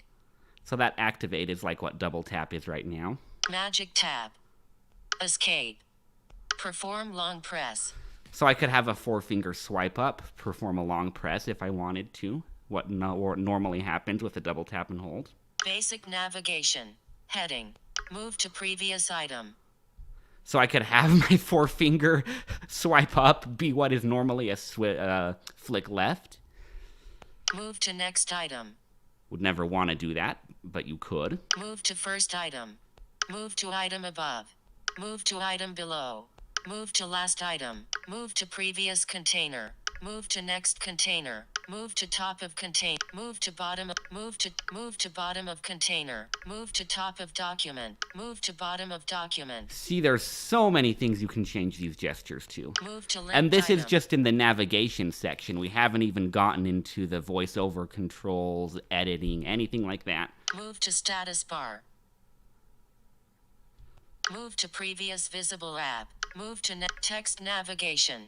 Heading. All right, text navigation. This is what I was looking for. What's an invisible app? Previous text. Move to next visible app. Move to next visible app. Honestly, I have no idea. I have never messed with that before. You'd probably know more than me.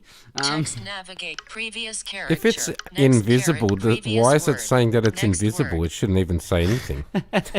Yeah, beats me. Previous sentence. Next sent. Previous part. Next. Move to previous style change. Move to Move to previous font change. Move to Move to previous item with So there's underlined so text. many things here. Move to next item. Move to previous item with. Move to next item. Move to previous item with. Move to next item with bold tag. Move to previous color change. Move to next misspelled word. All right, so it's obviously... Advanced navigation. Here, it was under this Heading. advanced navigation heading. I was just about to go and search because I know we're taking a while. Move to previous frame. Move to next frame. Move to previous table. Move to next table. Move to previous column. We're not Move taking to, too move long. to It just gives me a previous chance list. to drink more. Move to next Ha! list. Move to previous same item. Move to previous different item. Move to next different. Move to previous heading. There we go. Move to previous heading. I'll double tap on that. Commands. Back button. 4-finger swipe right. Selected. 4-finger swipe up. Move to previous heading. And now where I know where it is, I'll change the 4-finger swipe down to the move to next heading. 4-finger swipe down. Cancel. Command. Search. Dictate. Button. And actually, we'll do this faster. Search. Alert. Enable. Enable. Learn more. Not now. Not Oh, I now. guess I've not enabled dictation on my work Set phone. dictate. Okay. Search field. Is insertion point at end. Braille screen input. Orientation lock. I will search for Landscape. heading with Braille screen Home button input. to the right. HEADING. Portrait. Clear tag. Cancel. Search field. Is editing. Search. Search. All right, so I Move to double next tapped on same that heading. search. So I have all the list of under headings now. Move to previous same heading. Move to next heading. Move to next heading. All right, so knowing what the gesture is, you want to change it. You can do it much quicker than going through that whole list. Commands. Back button. 2-finger rotate counter. Oh. Commands. Back words. Contain heading. I'm just going to go back to that 4 fingers. 4-finger Heading. swipe heading to make sure it changed Swipe. right. 2-finger swipe. 3-finger swipe. 4-finger swipe right. Selected. 4-finger swipe down. Move to next heading. Move to next heading. All right. Sorry there, I lost focus for a bit and had to get back to that part of the screen. So that You is lost a focus. gesture. You need some Ritalin? Indeed. So that's a gesture that normally is not in iOS that I have now added to move to previous or next headings on a web page. You can do a ton of other things here. Let's say you don't like doing the rotate your fingers for the rotor. You could change that to 2-finger swipe right or left, or 3-finger swipe right or left like it is on Android. You can... Any voiceover gesture, you can change to do any voiceover function in here.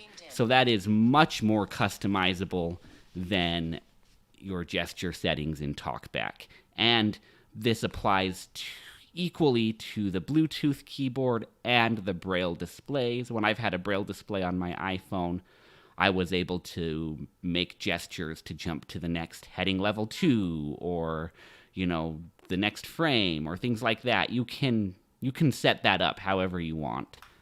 And so Can that you is do a gesture to, I don't know, like flush your toilet or...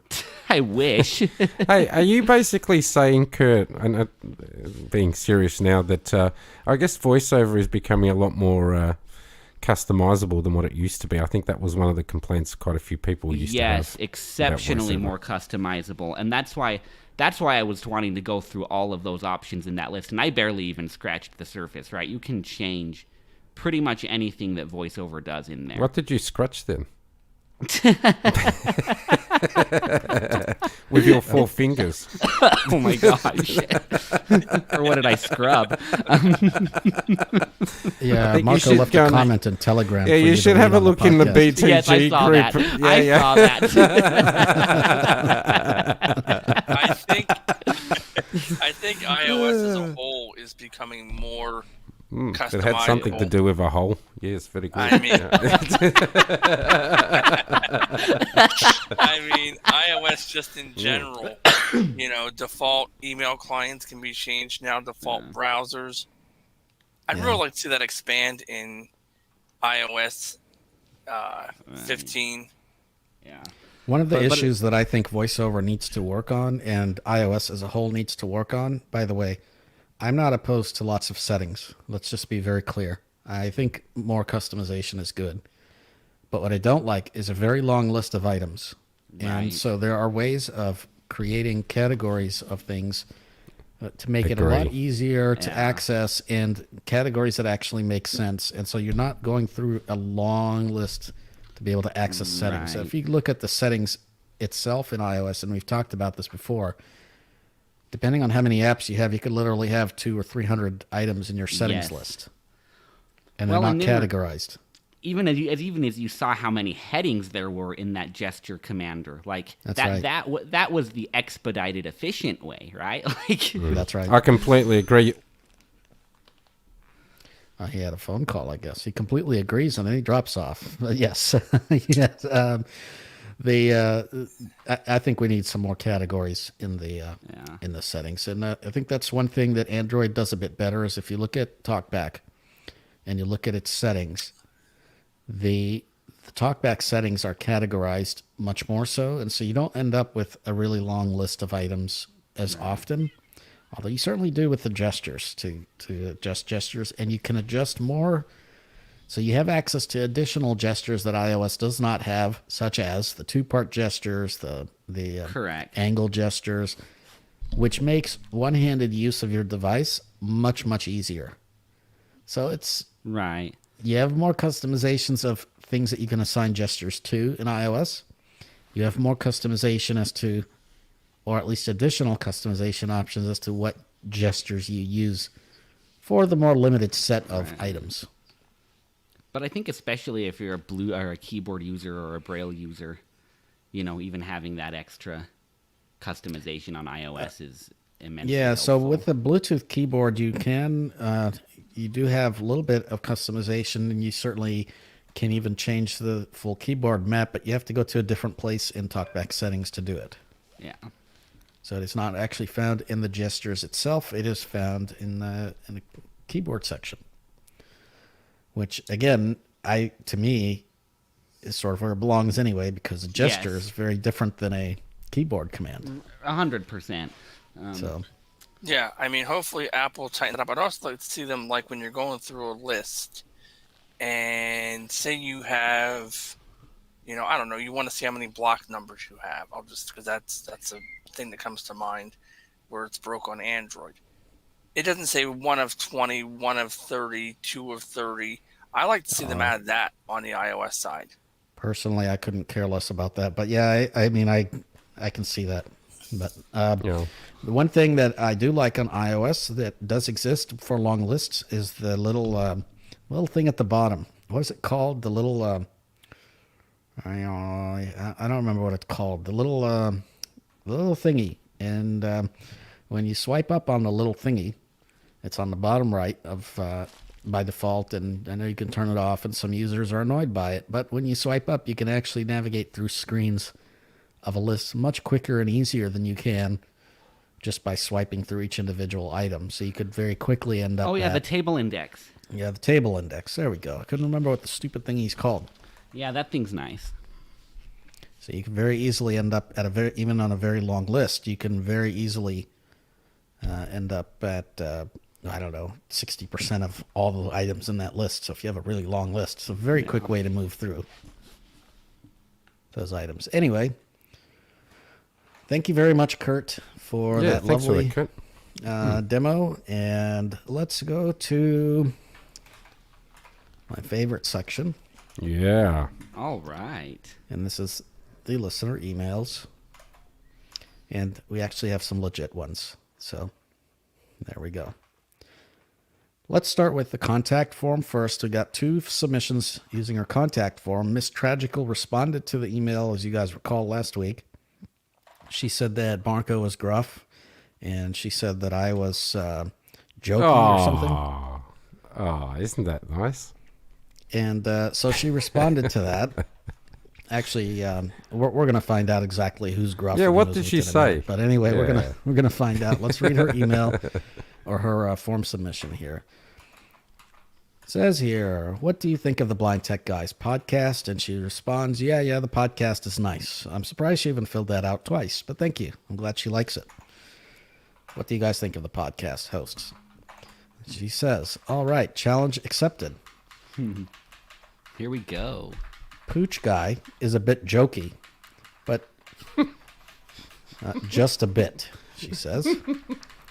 Beer Guy is gruff. I guess I'm Beer Guy? I don't really... Yeah, I was kind of wondering who Pooch was. Is that Pooch as in Kurt or Pooch as in me? I guess that's you. I don't know. I don't know. Yeah. So Beer Guy is gruff, and that's not just a bit, although he tried not to be... in last one. So, you know. Oh, wow. Cheers to him. One feedback to Beer Guy. Your keyboard sounds keep interfering with whatever you read. So, you know, maybe try a less noisy keyboard if you have one around. You don't like my keyboard? Oh, very bad. You know, Marco has the same one. Hello. Pooch Guy. Pooch Guy. Yeah, Pooch Guy has the same one. No, it was like, what was that? Somehow What I was that? escaped all of this. What was that keyboard? That thing that somebody commented on once, a teleprompter or something. What did they Something call like it? that. Yeah, that's what it is. It's not really a keyboard. It says also someone's breathing sound kept coming in throughout the entire podcast last time. Not a problem for me personally, but you know. There you just go, to Dennis. enhance your You've got a fan, podcast. my friend. You've got a fan. Yes, I did not accept this round of. Just to enhance the Hey, podcast. Kurt, you've done well so Maybe far. use a Wow. compressor or whatever. Yeah, Marco, use a Yeah, compressor I used the compressor, but I couldn't compress it anymore. on the audio or whatever next time. man. BTW. Have you noticed that those round menus have completely gone from TalkBack 9.1? I have to swipe and double tap on the options in the global context menu. It's not a big deal if you get used to it, but I must say that the round menus were a lot faster. I don't know why Google is not bringing OCR capability to TalkBack. They have amazing OCR capability. That's true. I've seen that in Google Now, in Android Lollipop days, and even today with Google Lookout, the OCR is good. Only if TalkBack could perform OCR on command on the screen, it would make navigating social media and reading images and text a lot more faster. Besides that, a lot of apps which aren't accessible now can be made somewhat accessible if OCR were to be implemented properly in TalkBack. Did you know that in Google Now, if you performed OCR on the images, you could even get an idea of where the text is located in the image, by top right or bottom left, by just exploring by touch with TalkBack? Not a lot of people knew that trick, but it was a useful one for those who did. Google Lens doesn't do it that well. Thanks for the podcast. And that is from Miss Tragical. Yeah, let's answer your questions one by one. Although I shouldn't answer your question. You called me gruff. Grr. I should just delete it and say we never got it. I feel like I'm Next the only email. one who escaped that one unscathed there. Exactly. Well, yeah, exactly. Yeah, the round menus are gone. It is unfortunate. I like those round menus too, but I know a lot of people didn't use them. And, I think some people found them complex. And it's actually similar to how Android started out. When we first got Android, we started out with the Eyes Free Shell, for example. And that had a very similar method of navigation. For anyone who doesn't know what in the world we're talking about, it used to be that for talkback menus, when you access the menu, you put a finger towards the center of the screen, and the different menu options were sort of laid out in a circle. So you could go left or right or up or down or whatever, or even out of the circle for some of the options. And as soon as you found an option, you just lift it up and the option was activated. So this was a very efficient way, and the circle options never changed position. So it was a really efficient way of actually accessing items in the talkback menus. But yep, that option is no longer there. Kish kish. Bye bye. As for bringing OCR, I agree. I think OCR would be a good thing, and hopefully we can continue to add some basic missing options as well. I would love to see a lot of things: table support, improved web views. I agree. So many things, but Better And it's a keyboard little. support. Yeah, sorry, Dennis. I was just going to say it's a little ironic to me how well Google is generally as a company with image processing and, all of the AI, analysis of images. Like, they're probably one of the best, if not the best, but TalkBack still lags behind there. Yeah, it does. And it's unfortunate. I mean, What's my pussycat doing over there? I heard a meow.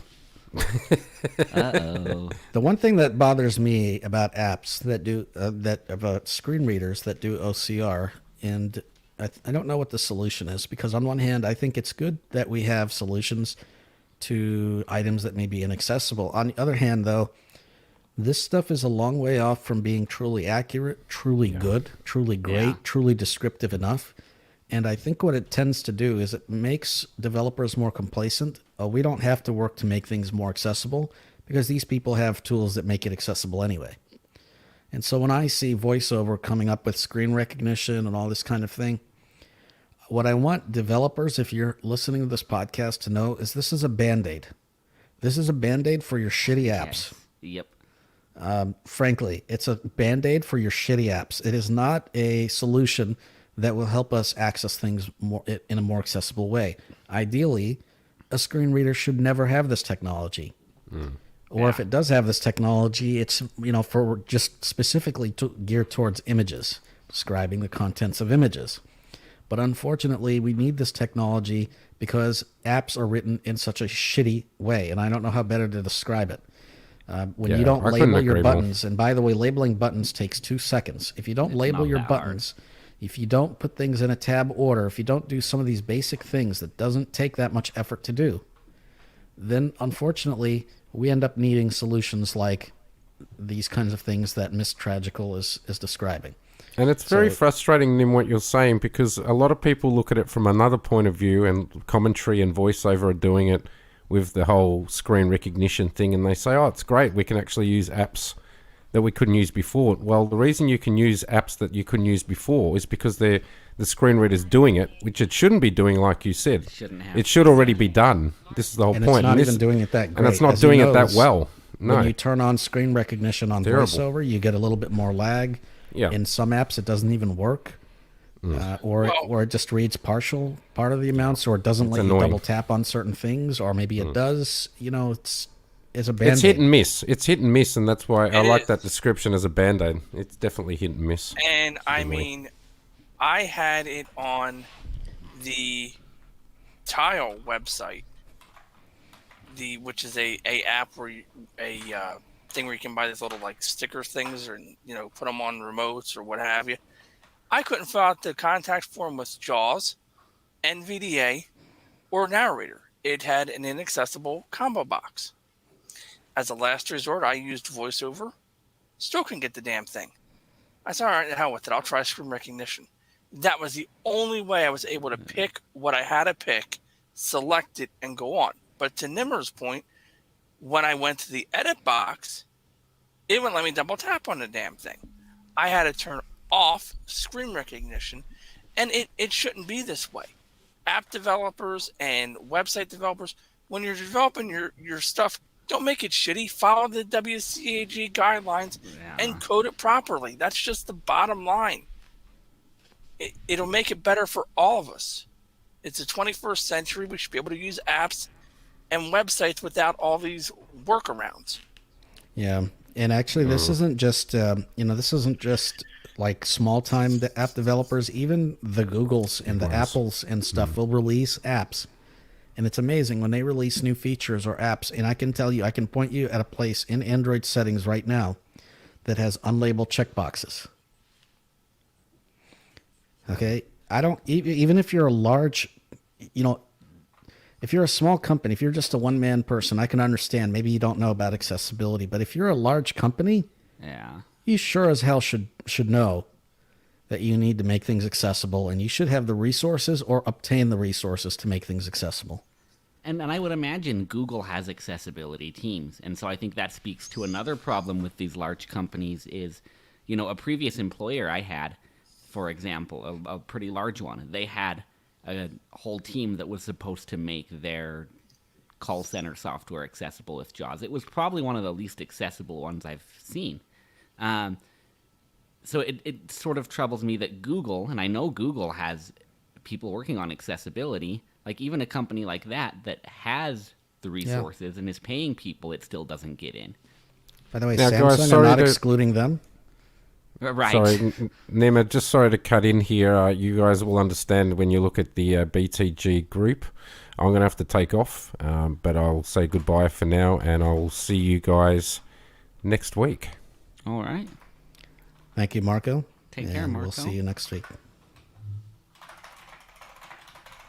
Yeah, and I mean, just to continue with the rant of big companies, Fox, a lot of their news station apps are horribly designed for accessibility. It's just by dumb luck that it works on an iPhone. The play button's not even labeled. It just happens to say the story title twice, and you can click on it with the keyboard. You can't do it with Android. It's terrible because these big companies should be investing in accessibility, and the apps need to be usable by all. Well, they should be designed out of the box accessible. Right. And Samsung, they don't get a pass. On their watch for a long time, you tried to open an app and it said can't be used with screen reader or need to do accessibility or some kind of crazy thing like that. None of these companies get a pass. Right. No. And if you go under Google, if you go under battery, settings, battery, more options, and tap on where it says battery usage, there again, you cannot click that with a physical keyboard. You have to double tap on the screen. And it comes back to the point I've been hammering at for years. This needs to be accessible with everything. App developers need to do a better job. Google, iOS, everybody across the board.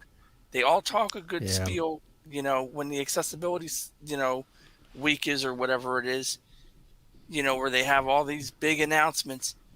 How about you show throughout the year with your actions?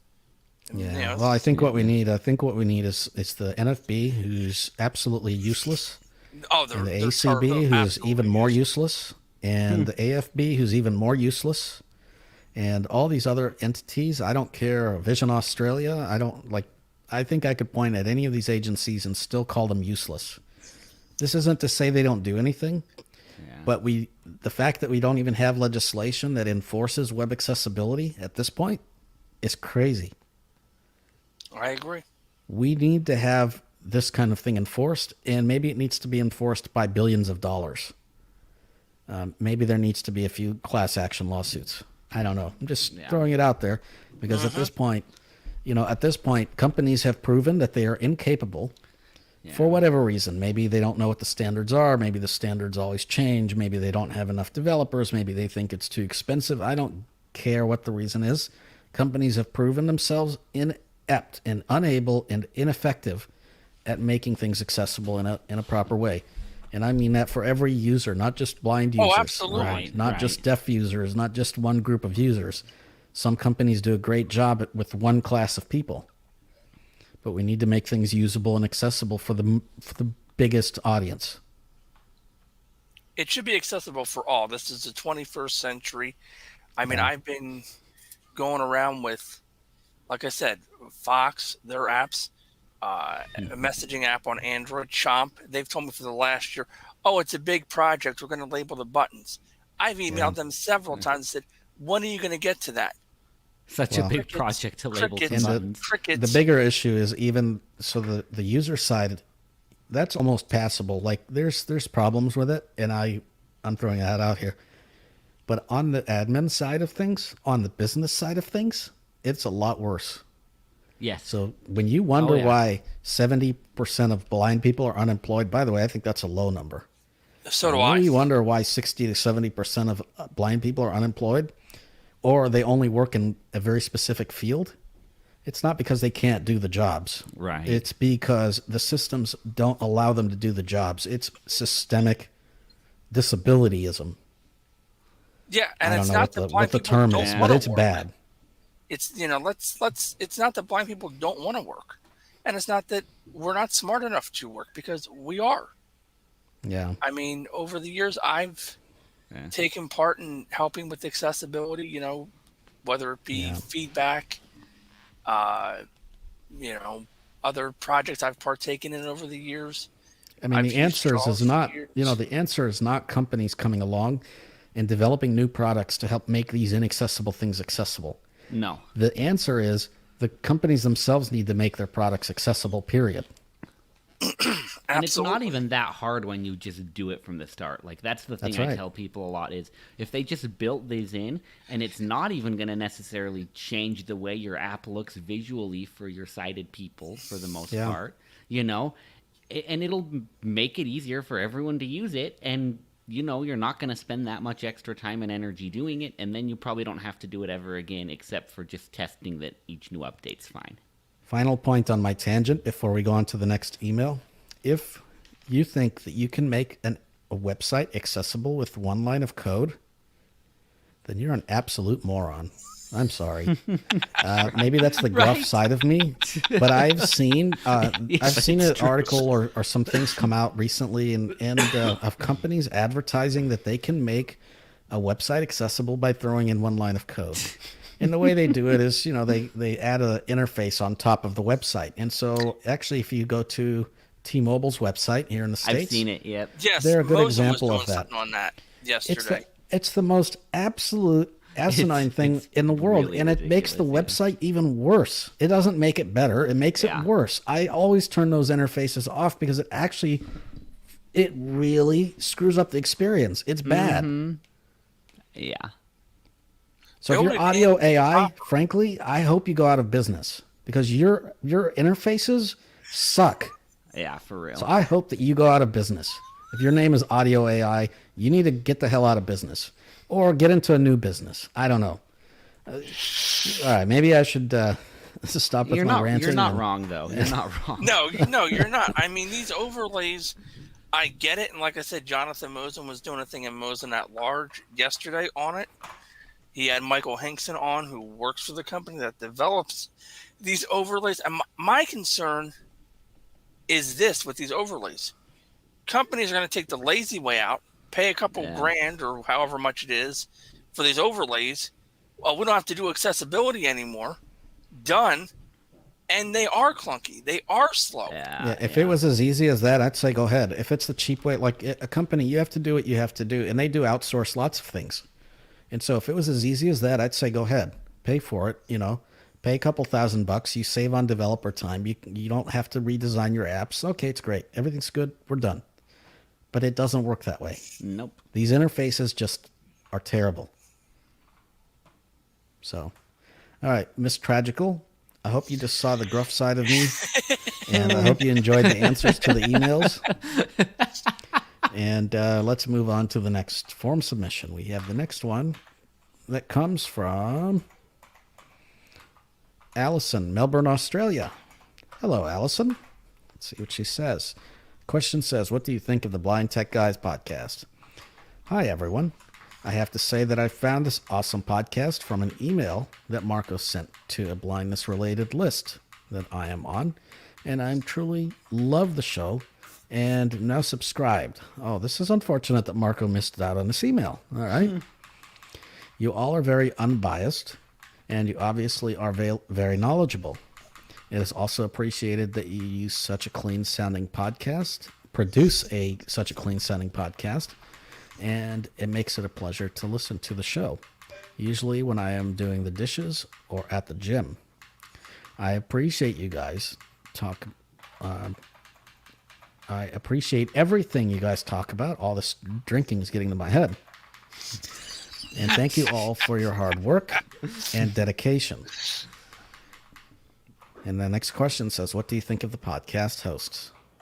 You guys all sound great, especially Marco. I am guessing you are the audio guru, having heard Marco on other podcasts. I really appreciate you dedicating so much of your personal time to provide so many wonderful blindness-related podcasts. Nimmer and Kurt sound fabulous as well, and glad that Dennis is sounding better after the first show. Nimmer, thank you so much for your technological know-how and for your demonstrations. I really appreciate Marco and Kurt for your thorough demonstrations as well, and you all are truly great at what you do. Thank you very much, Allison. Truly appreciate your feedback and your listenership. Very nice. All right, let's go to the next email.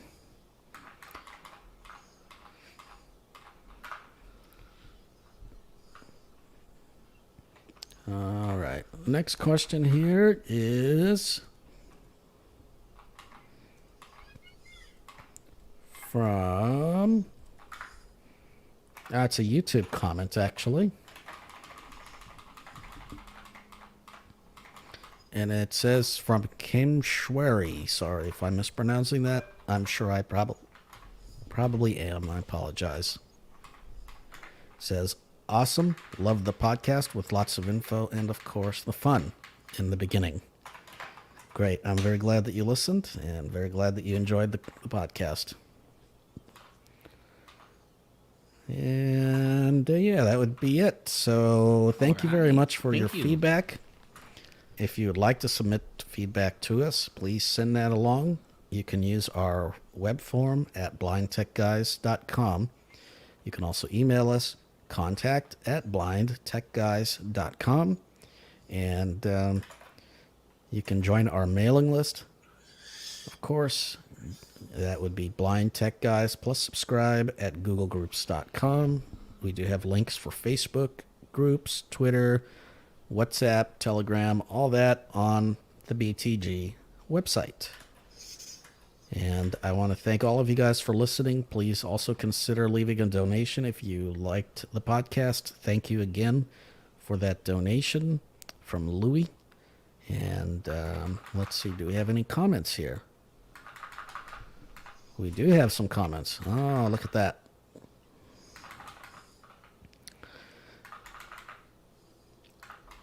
It looks like Thomas Chan, fishes, you can only find them in Frika, you know. Yeah, very good. Gary, are you sure that email did not come from the dark web? Well, it certainly came from somewhere.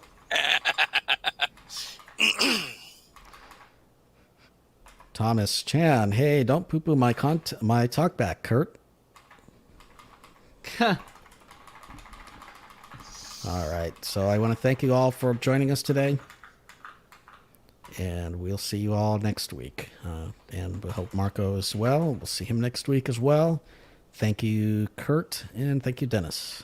You're welcome. Have a great week, everybody. Thank you, yeah. See you next week.